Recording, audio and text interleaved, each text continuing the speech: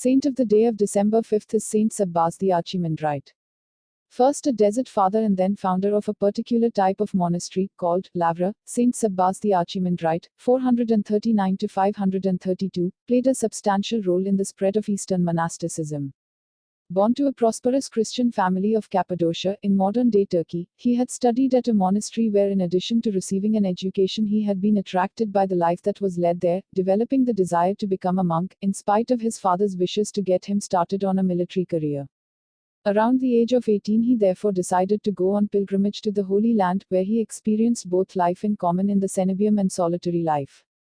He found a valuable guide in Saint Euthymius the Great 377 to 473, who lived as an anchorite in the deserts of Palestine and had founded various lavras there, meaning monastic settlements with a mixed form of life combining the Cenobitic and the eremitic. The lavra originally indicated a collection of caves or cells, with a church in the middle, where the monks spent most of their time in solitude in prayer or in work, meeting together on Saturday and Sunday to celebrate the Eucharist.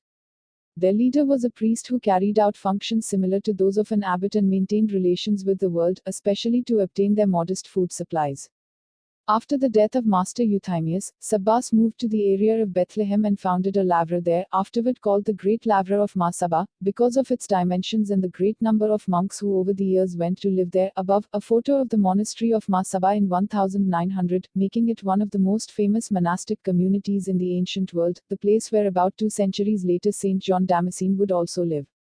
Sabbas, who in the meantime had become a priest and had been appointed archimandrite by the Patriarch of Jerusalem, led the monks with patience and authority, following the rule of community life set by Saint Pachomius in the 4th century, leaving for a certain period on account of disagreements with some of his confreres and going to found another lavra in Gadara, in Jordan.